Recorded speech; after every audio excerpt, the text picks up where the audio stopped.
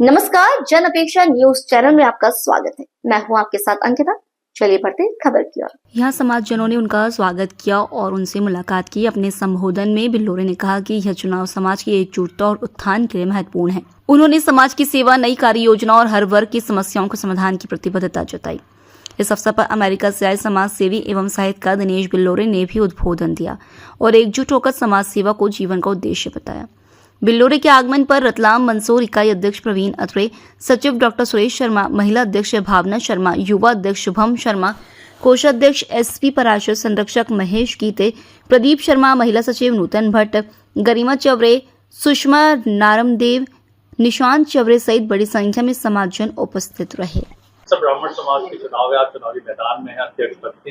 किस तरह के चुनावी मुद्दों के साथ में आप अपने परिवार के बीच में जा रहे हैं, क्योंकि ये एक परिवार के चुनाव हैं, क्या कहना चाहेंगे? मैं अपना परिचय देना चाहूँगा। मैं आलोक बिल्लोरे, नर्मदा वन ट्रस्ट का मैं प्रबंध ट्रस्टी हूँ इंदौर से। मेरे साथ में भाई गणेश भारद्वाज जी, रामकृष्ण गार्गव जी, दिनेश बिल्लोरे जी अमेरिका से आए हैं, हेमंत भाई, हम सभी लोग साथ में आए हैं।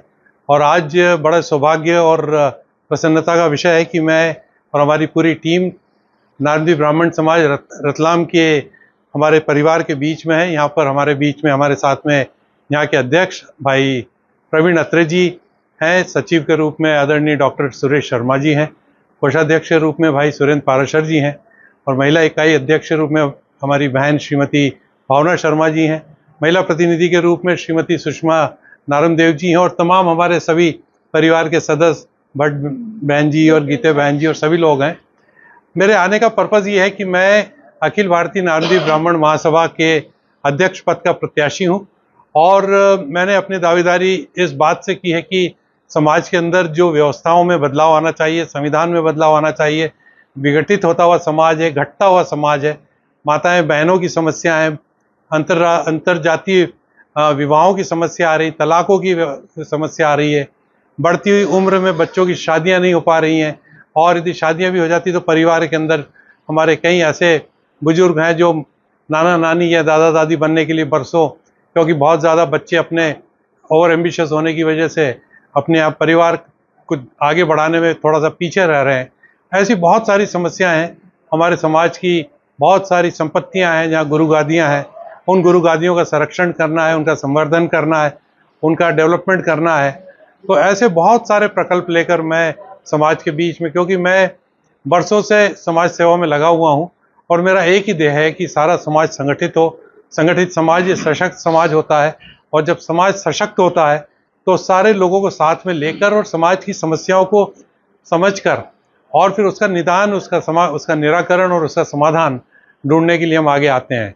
समाज के लिए सौभाग्य की बात है कि नारदी ब्राह्मण समाज 100% शिक्षित समाज है, और समाज की अपनी कुछ विचित्र सी समस्याएं हैं जो आमतौर पर दूसरे समाजों में देखी जाती है कि तलाक के कारण दहेज होता है, लेकिन हमारे समाज के लिए एक बहुत बड़ी बात है कि आज तक इतने वर्षों की बात है, एक भी समाज के अंदर दहेज के लिए कभी कोई हमारे यहाँ तलाक का केस नहीं बना है।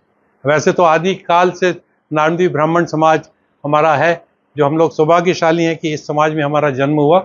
लेकिन हमारा जो महासभा है वो 1920 की महासभा है, और उसके बाद में लगभग 18 महासभा अध्यक्ष अभी तक पिछले 105 वर्ष में बन चुके हैं, और मैं 19वें महासभा अध्यक्ष के पद की रेस में हूँ। और मैं ये चाहता हूँ कि समाज, जो शिक्षित समाज जब होता है तो उसमें योग्यता आधारित चुनाव होते हैं, क्योंकि बाकी सारे क्राइटेरिया हमारे यहाँ नहीं चलते हैं कि कोई ने किसी को कुछ लुभावना ऑफर दे दिया। तो सारा जो है समाज के प्रति क्या समर्पण है, योग्यता क्या है, भाषा शैली क्या है, वक्तव्य शैली क्या है, समाज के बीच में आपकी उपस्थिति कैसी है, संस्कार के लिए आप समाज के संस्कार शिविर कैसे चलाते हैं। नारदी ब्राह्मण होने के लिए समाज में हम संस्कारों की बात करते हैं, शिक्षा की मैंने बात की है, लेकिन इसके अलावा जो सबसे बड़ी बात है कि आपका व्यवहार, आचार विचार लोगों के साथ में कैसा है, समाज को कैसे आप साथ में लेकर चलते हैं। तो इन सारी योग्यताओं के आधार पर मैं अपने आप को योग्य पाता हूँ कि मैं इस पद के लिए आगे आना चाहता हूँ। देखिए, अगर बात करी जाए जो अभी वर्तमान समय में जो स्थितियाँ बन रही हैं भारत देश की, उसके अंदर ये देखने के लिए आ रहा है कि हिंदू को संगठित होना है। तो एक समाज तो ठीक है, हिंदू संगठित होने के लिए या समाज को उस कड़ी में जोड़ने के लिए आपके क्या प्रयास हैं? देखिए, हमारे यशस्वी, ओजस्वी, तेजस्वी, महामना मैं कहता हूँ आदरणीय प्रधानमंत्री जी हमारे नरेंद्र मोदी जी हैं, ये पूरे हिंदुस्तान के लिए एक बहुत ही गर्व सौभाग्य की बात है। हम लोग निश्चित रूप से सौभाग्यशाली हैं कि हमें एक महामना के रूप में आदरणीय नरेंद्र मोदी जी के रूप में एक प्रधानमंत्री मिले हैं।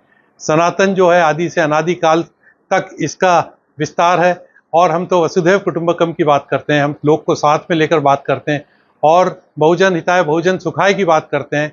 पूरे विश्व के अंदर भारत की जो संस्कृति है वो वसुधैव कुटुंबकम के लिए जानी जाती है। और हिंदुस्तान की यदि हम बात करें तो आज सनातन में जागृति जो आई है 2014 के बाद में, पर्टिकुलरली जब से 2014 के बाद प्रधानमंत्री मोदी जी ने देश का भार संभाला है, हम सद्भाव की बात करते हैं, समभाव की बात करते हैं, हम सम्मैत्री की बात करते हैं, हम सबको साथ में लेकर बात करते हैं। लेकिन जब कभी ऐसी स्थिति विषम स्थितियां बन जाती हैं कि हमें अपने आँख नाक कान खोलकर चारों तरफ देखना पड़ता है। ऐसा है कि मैं उदाहरण देता हूं कि हमारे यहाँ हिंदू हो, सिख हो, जैन हो, बौद्ध हो, हम सब अलग अलग अपने अपने संप्रदाय की बात करते हैं, लेकिन हम सबकी जो एकता है उसका हमारा जो अंतिम जो समय होता है, जो श्मशान घाट होता है, हमारे श्मशान घाट से हम आज भी जुड़े हैं। सबका स्थान जाकर श्मशान घाट में एक हो जाता है। ये सारे मान्यता हैं जो इन 4 धर्मों की या संप्रदायों की मैंने बात की, ये मानव हित की बात करते हैं, ये माधव सेवा ही मानव सेवा है, इसमें विश्वास करते हैं, सबको साथ में लेकर चलने की बात करते हैं।